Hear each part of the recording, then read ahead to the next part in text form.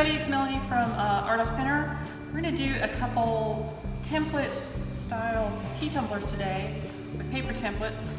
I've had my slabs sitting out for like a day so that they can stiffen up. So I'm going to get rid of the canvas texture on the surface of these, and then I'm going to cut out two of the tumblers. And then I'm going to show you how to assemble them relatively easily.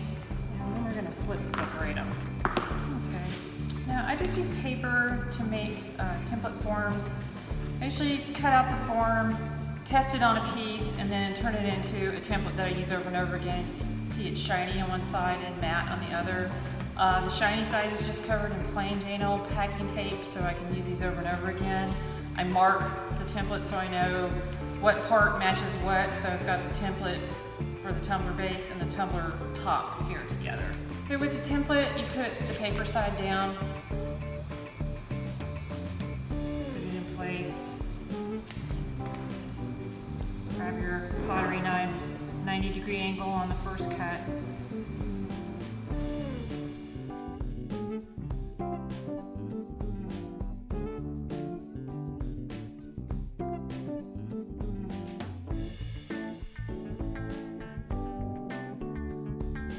As you can see now, I've got my main section of the tumbler cut out, top and bottom. I'm going to grab a beveling tool. They sell these at all pottery supply stores with like a 90 and a 45-degree angle. I'm going to use a 45-degree angle. Now on the top of the tumbler, I'm going to bevel one side, and then I'm going to flip it over and bevel all the rest of the remaining sides. I'm also not going to throw my scraps in my scrap pile here, because you'll see why in a second. I use all of these, or parts of them, in the piece.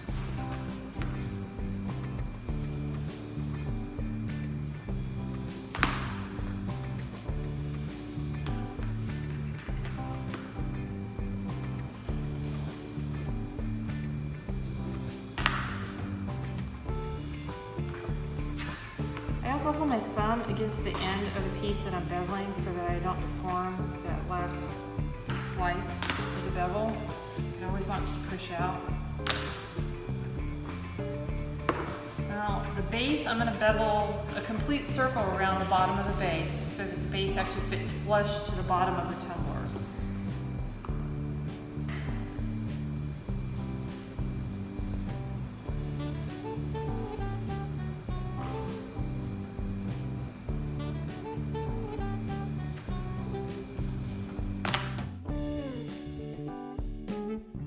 Now, instead of using slip, I'm going to grab just a water bucket right here in front of me and a serrated rib. And you'll find these in like every pottery maker's kit. It's like one of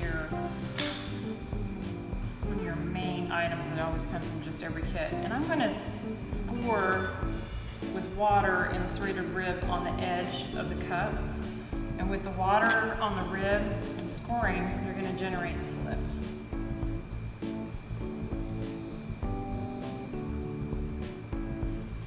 See, I'm supporting the whole slab with my hand. You don't want to flip it without support, because you put a stress crack in these.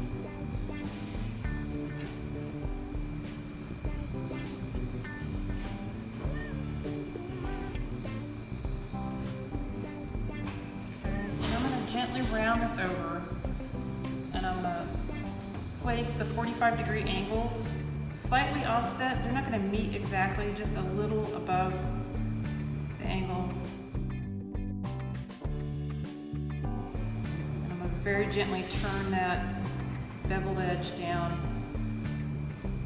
and catch the bottom of the tumbler. So on the very top end here, I'm going to just use my thumb and I'm going to scrape a little clay across that opening. Capture the top, or actually the bottom of the tumbler here, so it kind of holds together. And I'm going to grab this a red rubber rib, one of the soft rubber ribs, and I'm going to rib this gap down and try to smooth this out. And you should see slip coming out of the connecting area there. That's what I'm trying to do. I'm trying to press hard enough that the slip comes out and the tooth of the scores catch.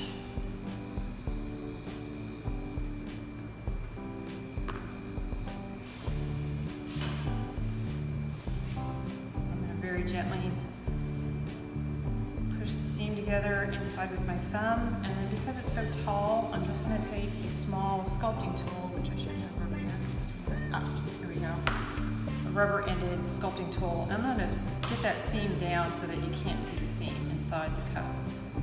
While I have it in my hand, I'm going to capture the top edge together. I'm just pushing a little clay across that gap, smoothing it over. Get rid of this seam.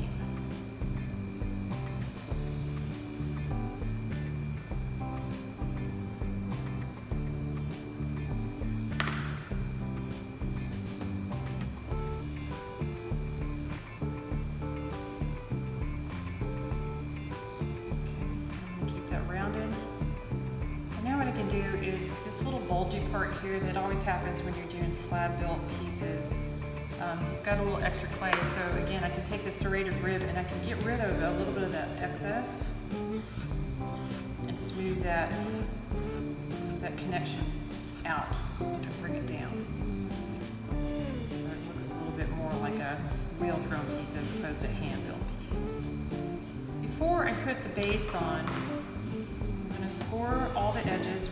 The bottom of the tumbler goes together, but I'm going to take one of the scraps, one of the beveling scraps, and I'm going to roll that out into a small coil, and I'm going to attach that coil to the inside of the cup.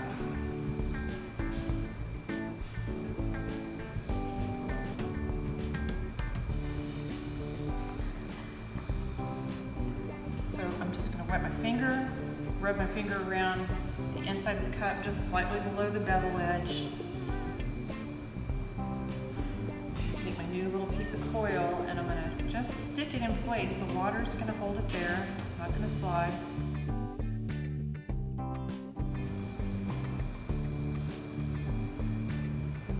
Attach it to the interior of the cup. Now that's the coil that you would normally stick down in the cup to connect the seam. I'm just basically putting it in place before I put the bottom on there, so it's just easier to get in there. I can stick my hand in there, I can stick a tool down there and jam, and make marks inside the piece. I've already got the coil stuck in place. So I'm going to take one of the bases, and it's all beveled all the way around. I'm going to take my serrated rib, and I'm going to score and generate slip with a little bit of water from the water bucket on the serrated rib. And I'm going to take the same serrated rib, and I'm going to hold this coil up against close to the edge of the bevel, and I'm going to score and slip inside the base of the cup where I'm going to attach the bottom.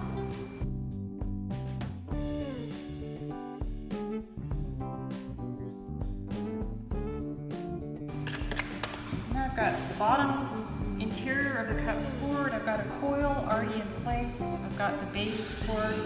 Now I'm just going to simply pop the base right in, and it's beveled so it should fit flush. So now I can just gently press the edges together. I try to keep my hands clean, so I've got a sponge or towel generally close, and I'm just going to pinch those edges together.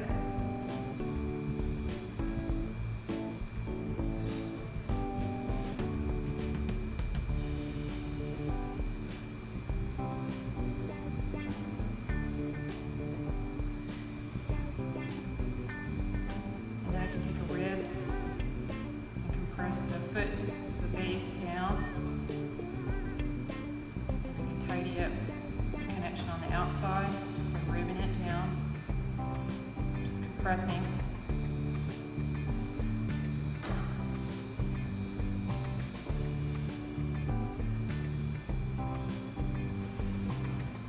Tidy that more in a second. So I'm going to put it down on the tabletop here.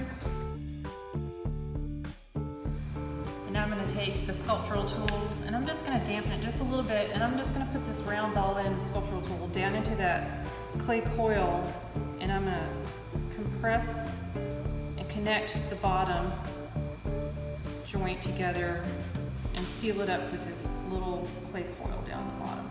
So now I've got the coil pretty much compressed down in there. Now I can still see seams, so I'm going to take a paintbrush. I'm going to slightly dampen the end of this paintbrush. Most of the water out of it, but I'm going to be able to use the paintbrush to now get rid of the seams in the inside of the cup just by pressing into the seam and smoothing it with this little short bristled brush. food-based surface. You don't want to see anything with gaps and crevices in there. You'll collect bacteria. You want to make it food safe. Just keep rotating it around, pressing that seam in, sealing that coil down, getting rid of the seam marks. Okay. And then because it's just slightly wet, it's just a little bit deformed, so I can just reshape it just by a little pressure with my hands and make sure it's round.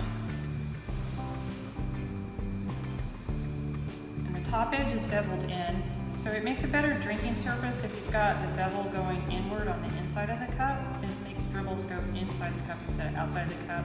With a 90-degree angle on the top, you wouldn't see that. You'd see dribble going in and outside the cup. So in general, I like to do bevel top. Now I can just tidy this up and get it ready for some slip decoration. Hey everybody, it's Melanie from Art Center. Today we're going to go through slip decoration on the 2 tea tumblers that we made yesterday. I let them set up overnight, so they're a little bit stiffer, a little bit more easily decorated at this point. I'm going to use some colored slips, some stencils, layering to decorate these before they actually go into the bisque kiln.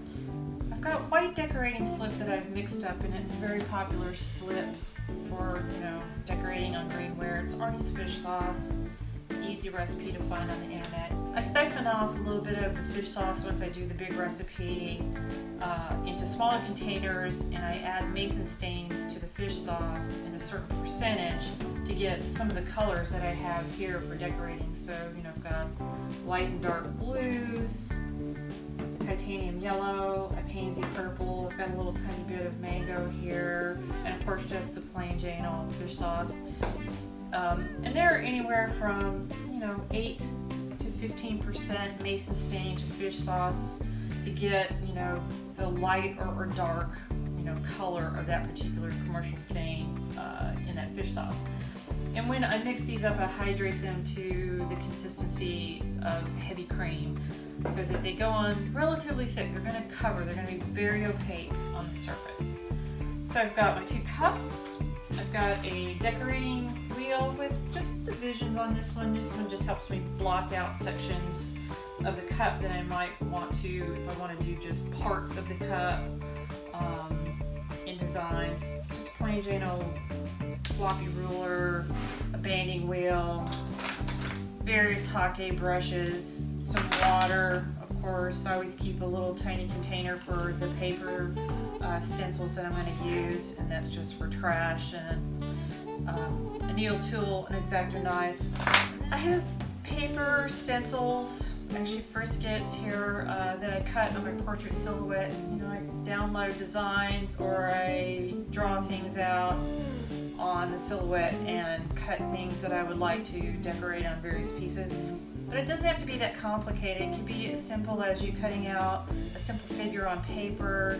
You can use craft store paper punches to do this type of decoration. It's very simple and easy to do. And basically what you're going to do is use the stencils and the paper as resist on the surface of the piece.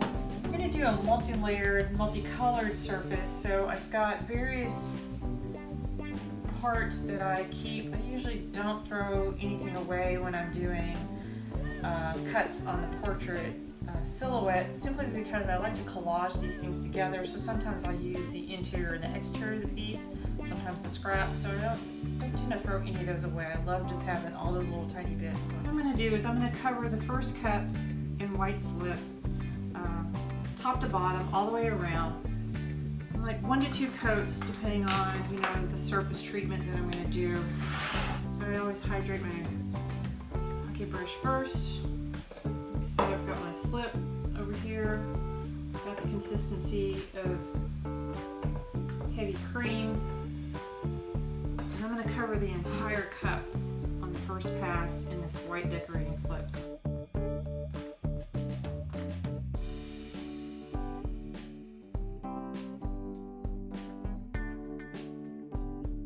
I also keep a craft gun. It's basically a small heating gun, so I can dry the surface a little bit. And I'm just going to set the surface so I can get rid of the sheen. I'm not going to over dry the cup.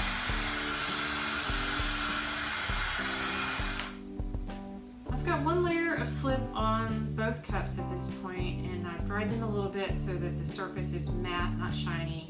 So now I can figure out where on the surface I'm actually going to put the elements that are going to be like the features on the front of the cup. And I'm going to take my spaceship and my astronaut, my favorite couple things to put on pieces here.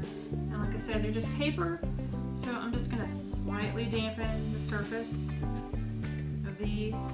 I'm just going to very gently tap them into the surface, just using a little bit of water to get it down onto the surface of the cup. You want to soak it, you just want enough water to get it to stick to the slip.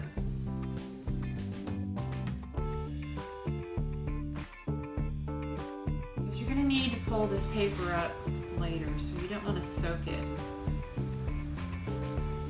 And put another layer of white slip all the way around both cups, covering the first stencil.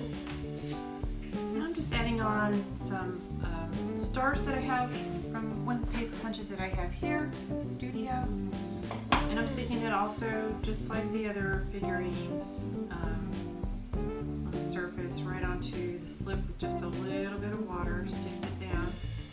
And just putting a little slip right over the top of them, capturing them in the white slip. So now what I'm going to do is I'm going to divide the surface up a little bit so I can do multiple colors on the top here and change the pattern and add on some other little elements. But the main elements on this particular one are going to remain white. So they're down in the white slip, the first couple layers of slip on the cup. Now I can put colors over the top of that because the slips are quite thick and opaque. I can change colors quite easily. So this is when I grab the dividing mat. I'll put the cup right on top of the dividing mat on the banding wheel. Center it up. Figure out my divisions on this one. Kind of centered. And I can just use a ruler and a needle tool to lightly put, mark where I'm going to do different color changes on this one. So I'm going to do a different color change between the main character and the stars. So I'm going to put a little line right there. So let's see if I'm going to do this in fourths. I'm going to line this up on my measuring mat. Just going lightly through the slip so I know where to change color. So let's say that I want the stars in a bright orange stripe, or somewhat orange. So I've got this mango color slip mixed up. So I can put 2 layers of mango slip right here on this section. So the stars will be a white in an orange field. The astronaut on this particular cup I'll put in a dark blue section. So I'll do like 2 dark blue sections and 1 light blue section here, and I've got more paper I can put on.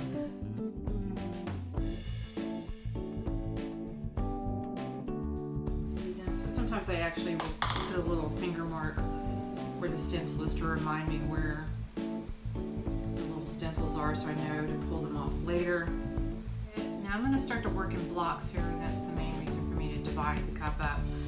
So I can start to make patterns change, color change, depending on the layer and the stencil when it goes down on the surface. So for example, I'm going to go ahead and make this section dark blue where the main figurines are at. So I'm going to put 2 layers of this dark navy blue down.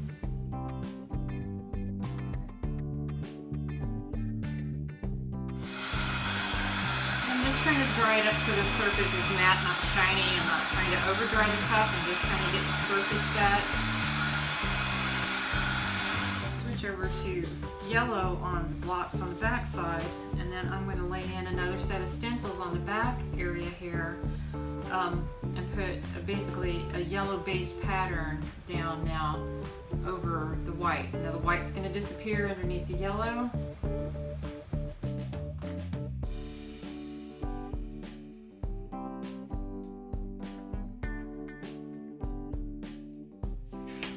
So So now I'm going to take some paper patterns to go over the rear. I've got the yellow slip set up and it's slightly harder, so I can just kind of preview how I want the pattern to look. Okay, so I'm going to set these down into the yellow. So this pattern now will have a yellow coloration to it, as opposed to the front patterns, which are white. I'm going to set these in. I'm ready to change the back block to lighter blue. This will be the color that you'll see on the surface when we fire these. What I'm doing is I'm hiding the yellow underneath the blue. So now I'm going to use my heat gun in very specific areas. I'm going to try to dry the characters and the paper where I am going to need to pop that off the surface so I can check the surface. So I'll just concentrate the heat gun right over the character. As you can see here, I just used the heat gun a little bit more right there. I can actually see the astronaut right there. I know where I can flick up the edge of the stencil with a needle tool, so I can check and make sure I didn't have any layering errors. And I've still got my slips all handy here, so if I need to touch anything up, I just grab a small detail brush. And I'm going to heat it up pretty well so I can actually see the edges of it, and I can actually get those up, and if I'm lucky, some of that will dry and pop up off the surface. And again, I'm not trying to dry the cup. I'm going to very lightly touch this here. Try to grab that with my needle tool. I'm trying not to scrape the surface.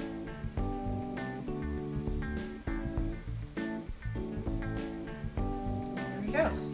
And now I can add details to it, make it a little bit fancier. I can put a couple designer liner dots on it. But I'll continue to dry the sections up so that I can get all the paper pieces up and tidy up the lines, any marks that I made, and then I'll add a little bit more to the surface, put my marks in the bottom, and then get it ready to go into the kiln for bisque firing. And then what the nice advantage of doing the slip decoration, or doing it when it's green and after it comes out of the bisque kiln, then a lot of your glazing issues are pretty much decided for you. You've got a very colorful surface on this. So in general, you're only going to want to put with a clear surface on the outside of it, and some type of a lighter glaze on the inside of a cup, for example. So that kind of resolves all those glazing problems when you get to the tail end of a project. It makes it much more simple to me to do the decorating up front as opposed to the back side of that one, because I like to do characters and stuff anyhow. So as soon as I get this one out of the bisque kiln, I'll throw a shot on the end of the video with the finished product, so you can see all the extra decoration they put on after I've got these layers of slip and everything put on here. But you can be quite simple about this. Do 2 different colors, a few paper stencils, and simplify this way down and try it on your own.